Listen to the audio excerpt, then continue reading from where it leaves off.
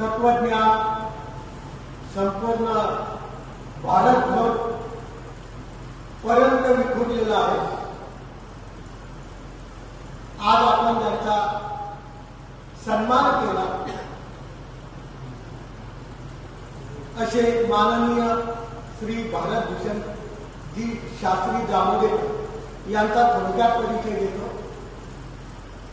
हे 2012 ते 2017 श्री चक्रधर गुरुकुल हायस्कूल या ठिकाणी शास्त्री पदवी यांनी प्राप्त केली. या 5 वर्षाच्या परीक्षा नागपूर येथे झाल्या आणि 2010 मध्ये मला गुरुकुलची जिम्मेदारी आली आणि 2012 मध्ये त्यांनी ऍडमिशन घेऊन 2017 पर्यंत शास्त्री पदवी प्राप्त केली. वास्तविक त्यांचं जीवन पहिल्यापासून पाहतो खूप विनम्रशील आहे. अतिशय कष्टाळू जीवन आहे. अतिशय कष्टातून संघर्षातून त्यांनी ही शास्त्री पदवी प्राप्त केली. त्यानंतर असं वाटत नव्हतं की इतकी मोठी ते झेप घेतील. त्यानंतर त्यांचा प्रयत्न चालूच राहिला आणि प्रयत्न चालू असताना खूप त्या प्रयत्नामध्ये अडथळे आले, परंतु प्रत्येक अडथळ्याला न जुमानता त्यांनी अंबड, आपल्याला सर्वांना माहीत आहे जालना जिल्ह्यामध्ये अंबड तालुका आहे आणि पांचाळे सोडला जाताना हे अंबड गाव लागतं. या अंबड गावाला त्यांचा आश्रम आहे. आश्रम आपल्याला थोडक्यात परिचय द्यायचा होता ते त्यांचे आजोबा मानव पंथातले प्रसिद्ध कवी. आतापर्यंत खूप पुस्तके त्यांच्या भजनांची निघाले आहे. असे भानुकवी, त्या भानुकवीचे हे नातू भानुकवीचे शिष्य, त्यांच्या परंपरेत असलेले भानुकवी खूप कुल्लूरकर बाबा बदनापूर यांच्या संविधानात खूप विद्वान असलेले माणसं. अतिशय सुंदर प्रकारचं ते कीर्तन करायचं आणि कीर्तन करत असताना त्यांचं कीर्तन मी स्वतः ऐकलं. आमचा लांडे बाबाचा मार्ग कनाशीला होता आणि वाघडीला यात्रा राहायची आणि त्या यात्रेमध्ये या बाबांचं कीर्तन राहायचं. एकीकडे तमाशा राहायचा, एकीकडे कीर्तन राहायचं. पण तमाशाला कोणी जात नव्हते जितकी कीर्तनाला यायचे. इतका गोडावा होता त्या कीर्तनामध्ये. एकदा 7 खंडेऱ्या घेऊन वाजवायची. अशा असलेल्या विद्वत्पूर्ण त्यांचे पुस्तक आजही आपण जर पाहिले तर खूप सुंदर असे भजन आहे. ओळख करून घ्या त्या मोक्षदात्याची, भीती नाही तुम्हाला त्या घोर नरकाची. असं असलेलं कुळ जामोदेकर, त्या जामोदेकरा अतिशय त्यांच्याच पावलावर पाऊल धरून त्यांनी त्या ठिकाणी श्री चक्रधर विद्यालय स्थापन केलं आणि त्या विद्यालयाच्या माध्यमातून BA, Sanskrit BA, Marathi BA अशा माध्यमातून त्यांनी तिथं सुरुवातीला पाया घातला. आजही अंबडला गावाच्या बाहेर ती शाळा आहे. अतिशय कष्ट झाले परंतु जुमानले नाही.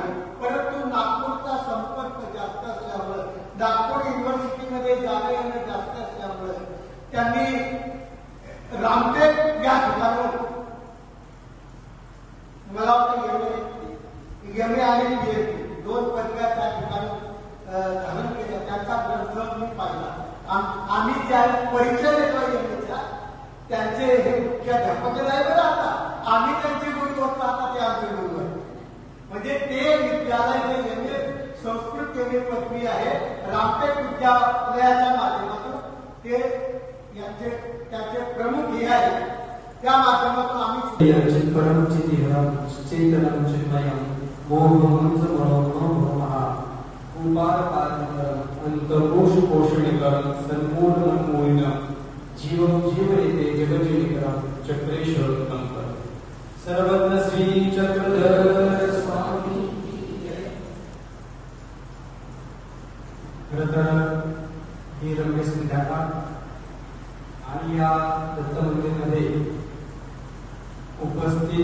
असलेले सांगलीतील सर्व सद्भक्त, त्याचबरोबर या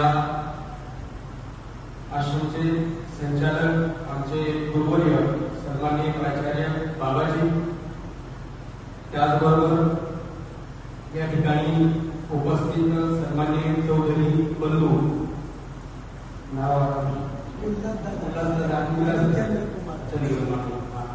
त्याचबरोबर या ठिकाणी गावच्या आपण उपस्थित असलेली मंडळी, त्यामध्ये आर्यनगर महिला मंडळ असेल, आर्यनगर तरुण मित्र मंडळ असेल आणि गावातील संपर्क उद्देशी सर्वच मंडळी. खरं तर बाबाजींचा खूप दिवसांचा आग्रह होता आपण एक दिवशी आणि सत्कार करायचा आहे. व्यस्तता एक काळ असा होता की काळ जात नव्हता. म्हणजे महाविद्यालय जीवन असताना आपण फक्त शिकायचं, बाकी काही काम नसायचं, फेसबुकला असताना. पण आता इतकं शेड्यूल ते विद्यापीठामध्ये विजय झाले की दिवसातला वेळेची मर्यादा त्या ठिकाणी पडते. म्हणजे मी इतकं जवळ असताना फारसं काही गुरुकुलच्या बाहेर कधी गेलो बाबा, फक्त मी एकदा कधीतरी आलो असं मला आठवतं. त्यानंतर फारसं काही येणं झालं नाही सांगितलं. नंतर बऱ्याच वेळेस संपर्क राहिला, थोडं विद्यापीठाच्या शिक्षणाच्या निमित्तानं बाहेर जावं लागलं आणि जात असताना काही अनुभवाचे बोल मला त्या ठिकाणी घेता आले. बंधू, तुम्हाला सांगायला मला आनंद वाटेल की महानुभाव संप्रदायामध्ये खानदेशच्या भूमीमध्ये श्री चक्रधर गुरुकुल स्थापन झालं आणि त्या निमित्ताने आमचा योग आला. बाबा त्यावेळेस प्राचार्य होते आणि आम्ही शास्त्राला फॉर्म आला. माझं त्यावेळेस एम.ए. चालू होतं, एम.ए. संस्कृत, आणि हेही अध्ययन आपण समवेत करावं असा विचार मनामध्ये आला. पहिले 2 वर्ष झाल्यानंतर मला प्रेरणा मिळाली की आपण एकमेव सुद्धा करू शकतो. म्हणजे तिकडे BA चालू आणि इकडे शास्त्री चालू असा विषय तो होता. तर तिकडचे 3 वर्षाचे BA आणि 2 वर्ष MA असं सलग, आणि इकडचे शास्त्रीचे 5 वर्ष. म्हणजे ॲट ए टाइम दोन्ही कोर्स मी त्या ठिकाणी हँडलिंग केले. मग काही दिवस परीक्षा तिकडे द्यायच्या, मला थोड्या दिवसामध्ये परत इकडे यायचं. हा प्रवास चालूच राहिला. त्यानिमित्ताने नागपूरचा संदर्भ आला आणि मग पुढचा प्रवास त्या ठिकाणी होत गेला. परंतु आज मला आठवणी ताज्या होतात गुरुकुलच्या आमच्या त्या बाबाजींच्या माध्यमातून. म्हणजे एक वेळ अशी होती, मला अजून मला आठवतं 2 वर्षाचे पैसे बाबांना मी दिलेच नव्हते. बाबांनीच फीस भरवली होती. कृष्ण बाबाजी आणि बाबाजी. परिस्थिती गहन होती त्या कालखंडामध्ये, फारसं काही मिळायचं नाही. परंतु बाबांनी आधार दिला आणि जसं आपल्या परिवारामधला एखादा व्यक्ती येतो असं बाबांनी आम्हाला त्या काळामध्ये सांभाळलेलं आहे. आणि म्हणून ते प्रेम चढलं आणि त्यानिमित्ताने संस्कृतचं काही आपण करावं ही इच्छा मनामध्ये त्या काळामध्ये प्रचंड प्रमाणामध्ये वाढली. बाबांनी आम्हाला शिकवलं त्या काळामध्ये. आम्ही नंतर विद्यापीठामध्ये येऊन प्रोत्साहन करता आलो. बंधुको, महानुभाव संप्रदाय हा विद्वानाचा संप्रदाय आहे, हे आपण सगळ्यांनी लक्षात घेणं फार महत्वाचं आहे. महाकवी नरेंद्र हा आमचा एक शोभिवंत कवी गुरुकुल ज्याला आम्ही म्हणतो. राजा रामदेवरायाच्या दरबारामध्ये देवाचे दादोली मनाचा उभारणारा 6वीची साधाई साधा भेद वस्तूंनी राज करताना तिजरी द्वारावरती म्हणणारा महाकवी नरेंद्र हा आपला ग्रंथ माझ्या नावावर करा असा म्हणणारा राजा आणि त्या राजाला स्पष्ट नकार देणारा हा महाकवी. आणि या महाकवीची परंपरा ही आमची आहे. इतके निष्ठावंत कवी हे जगाच्या काठी फक्त महानुभाव संप्रदायामध्ये पाहायला मिळते. नंतर एखाद्याने लोभाच्या आमिषापोटी एक ओळीला जर एक आसू मिळत असेल तर का आम्ही आग्रह देऊ नये दुसऱ्यांना, हे पण आलं असतं. तर ही परंपरा महानुभावांची आहे. महानुभावामध्ये राजकारणी कवी नाही, म्हणून महानुभाव वेगळा आहे. महाकवी भास्कर भट्टगोलीकर जरी पाहिले तुम्ही संस्कृत साहित्याचे काळे विद्वान, तेही ह्याच पद्धतीने पिंपळेश्वरला पैठणला त्या ठिकाणी सभा चालू असताना भागवत चालू होतं आणि त्याच्यामध्ये भास्कर भट्टांनी चूक धरली. चूक धरल्याबरोबर चूक धरून जसा श्लोक होता तसा म्हणून दाखवला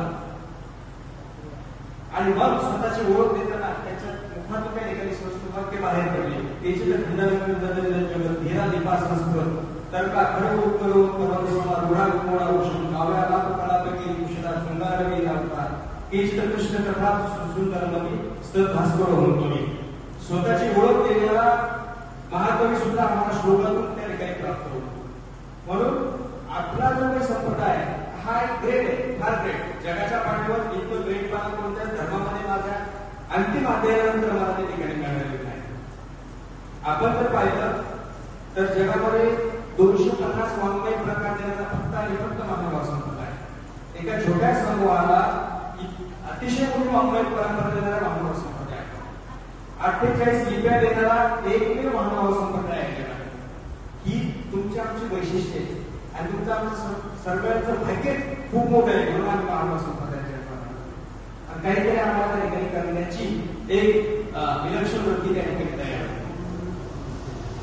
अशा पद्धतीनं माझी नजर त्या कालखंडामध्ये चक्रपारव्यास बेकर म्हणून उपाध्यायाचे त्यांनी संस्कृत सूत्रपाठ एक तयार केलं होतं. 1923 ला प्रकाशन झालं होतं आणि मुकुंदराज बाबा आराध्य आणि आपले पेवलेवसचे बाबाजी संस्थापक. तर त्यांच्या माध्यमातून तो ग्रंथ माझ्या हाताला लागला आणि मला असं वाटतं की आपण ब्रह्मविद्येत थोडंसं काम करणं गरजेचं आहे. एक आपला धैर्य होईल आणि आपल्याला काही नवं सुद्धा आपल्या मानवासून करायला देता येईल. आणि मग तो ग्रंथ पाहिल्यानंतर मला असं लक्षात आलं की मराठीमध्ये पहिल्यांदा संस्कृत सूत्र सगळीकडे आपण पाहतो सूत्र पाहणार बरोबर आहे, परंतु तीच सूत्र संस्कृत मध्ये सुद्धा त्या ठिकाणी मान्य केलेली आहे. आणि मग ती मला फार आवडलं. ती सूत्र 15व्या शतकात जर मान्य केली असेल तर त्याच्यावर पुढे काहीतरी काम होणं गरजेचं आहे हे सुद्धा माझ्या लक्षात आलं. आणि म्हणून तो ग्रंथ मी त्या ठिकाणी अध्ययनासाठी निवडला. त्यामध्ये एक चांगलं वैशिष्ट्य असं की मराठी सूत्र आणि खाली संस्कृत सूत्र असं ते सटीक समीकरण त्या ठिकाणी बनलेलं आहे.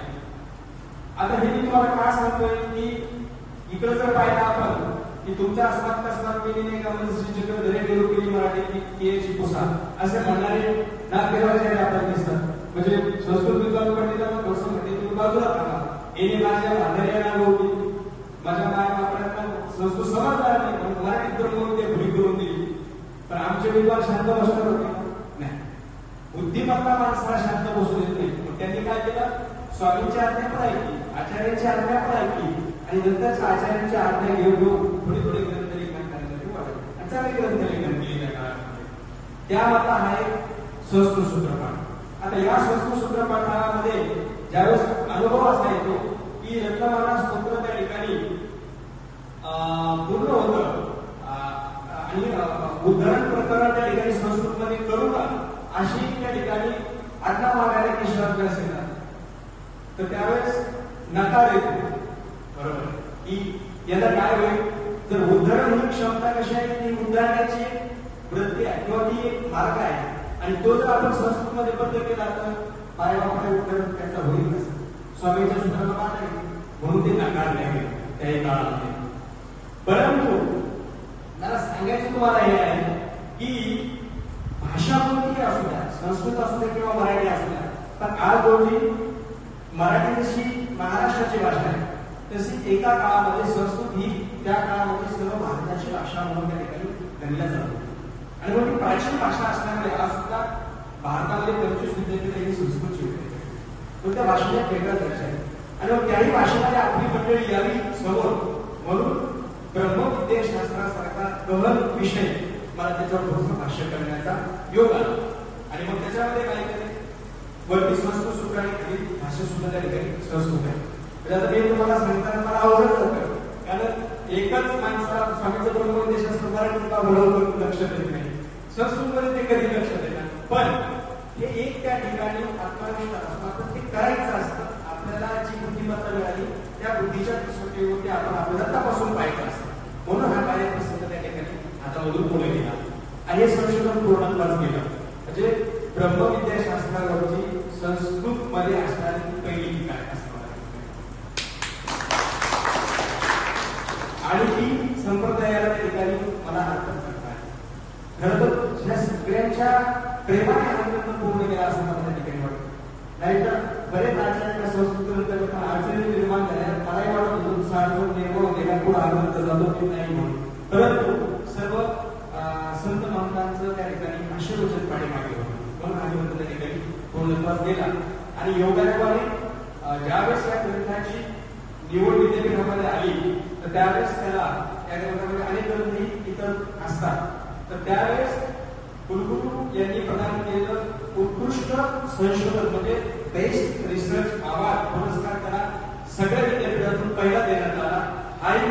एक सुवर्णक्षण या ठिकाणी झाले आहे. एवढ्या मोठ्या साहित्यामध्ये महानुभाव संप्रदायाला कोणीतरी प्राधान्य देतं, कोणीतरी प्रोत्साहित करतं, हा माझाही आनंद होता आणि समोर माझ्या संप्रदायाचा जो स्वाभिमान होता हे मला त्याच्याकडे ह्या एक पुरस्कार मिळाला आणि नंतर भास्कर भट्टगोलीकर स्मृती सुवर्ण पदक हा दुसरा पुरस्कार त्या ग्रंथाला मिळाला. ही घटना विद्यापीठ स्तरावर होत असल्यामुळे त्याला एक वेगळं मानांकन त्या ठिकाणी खऱ्या अर्थाने वाटतं आणि म्हणून मला आता सांगायला आनंद वाटतो की खऱ्या अर्थाने गरज असू दे किंवा आमचे संदेशास्त्र विद्यार्थी असू दे, आपल्याला सगळ्यांना या उभारण्याकडे सांगायचे निघायचं आहे आणि म्हणून अभ्यासाची गरज जितकी आम्हाला तितकीच ग्रस्तांना वेगळी गरज आहे आणि म्हणून सगळ्यांनी अध्यापनात लागणं हे खूप गरजेचं आहे. जोपर्यंत स्वामींच्या सूत्रांचा भक्तार्थ आम्हाला समजणार नाही तोपर्यंत आम्हाला महानुभाव संप्रदायाला आम्ही अवघड त्याची खरी जाणीव त्या ठिकाणी होणार आहे आणि म्हणून जसं ज्ञानेश्वरीमध्ये म्हटलेलं एकतरी ओवी अनुभवावी तसं आपण एकतरी सूत्र किंवा एकतरी लीळा दिवसातून त्या ठिकाणी अनुभवण्याशिवाय आपला दिवस त्या ठिकाणी मार्ग काढतो. हे अत्यंत त्या ठिकाणी महत्वाचं आहे. इतका मोठा संप्रदाय राज्यामध्ये वर्तमान काळामध्ये खूप साऱ्या गोष्टी निर्माण झालेल्या आहेत. म्हणजे मराठी भाषा विद्यापीठ झालं, आमच्या राष्ट्रपती तुकडोजी महाराज नागपूर विद्यापीठामध्ये चक्रधर सोहळ्याचं अभ्यासक्रम केंद्र झालं, त्याचं सध्या मी संचालक पद त्या ठिकाणी काम करत आहोत. त्यानंतर विद्यापीठात परत आंतरराष्ट्रीय हिंदी विश्वविद्यालयाचे केंद्र निर्माण झालं. त्यानंतर अमरावती विद्यापीठामध्ये महानुभाव अभ्यासन केंद्र आमचं त्या ठिकाणी चालू आहे. संतपीठ पैठण या ठिकाणी महानुभावाचे विशिष्ट कोर्स चालू आहे. हे सगळं महानुभाव संप्रदायाचं अध्ययन याच्यामध्ये होत असतं.